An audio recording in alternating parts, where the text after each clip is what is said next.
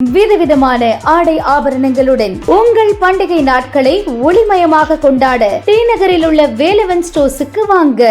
குடும்ப தகராறு காரணமாக மனைவியிடம் விவாகரத்து பெற்ற கணவர் பீகாரில் தனியாக வசித்து வருகிறார். அவரது மனைவியும் குழந்தைகளும் மகாராஷ்டிரா மாநிலம் மும்பையில் வசிக்கின்றனர். ஜீவனாம்ச தொகையை பாதியாக குறைக்க கோரி மும்பை ஹைகோர்ட்டில் கணவர் மனு தாக்கல் செய்தார். மும்பையின் அந்தேரி மற்றும் பன்வேலியில் 2 வீடுகள் உள்ளன. அவற்றிற்கு வங்கிக் கடனுக்கான மாத தவணை செலுத்தி வருகிறேன். கொரோனா காலத்தில் வேலை பறிபோனதால் தற்போது குறைந்த சம்பளத்தில் வேலை பார்க்கிறேன். செலவுகளை சமாளிக்க மும்பையை விட்டுவிட்டு பீகாருக்கு வரும்படி மனைவியை அழைத்தேன். அவர் மறுத்துவிட்டார். அந்தேரியிலேயே வசிக்க விரும்பினால் இன்னொரு வீட்டை விற்று கடனை அடைத்து விடலாம் என கூறினேன். அதற்கும் மனைவி சம்மதிக்கவில்லை.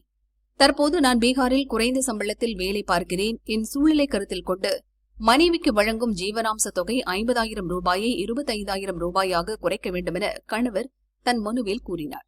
இந்த மனுவை விசாரித்த கோர்ட், பாலின சமத்துவமும் உரிமைகளும் சாதகமாக இருக்கும் பட்சத்தில் மட்டுமே பயன்படுத்தக்கூடியதல்ல.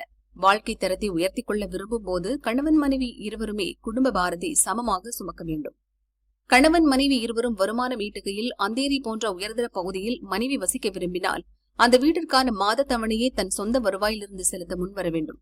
அதை செய்யாமல் கணவரையே முழு தவணையும் செலுத்த வேண்டுமென எதிர்பார்ப்பதில் எந்த நியாயமும் இல்லை. குழந்தைகளுக்கு சிறந்த கல்வி கிடைக்க வேண்டுமென விரும்பும்போது இருவருமே அதற்கான செலவை பங்கிட்டுக் கொள்ள வேண்டும். கணவரின் நிதி நிலைமை மற்றும் பொறுப்புகளை கருத்தில் கொண்டு ஜீவனாம்ச தொகையை பாதியாக குறைத்து வழங்க உத்தரவிடுகிறேன் என நீதிபதி கூறினார்.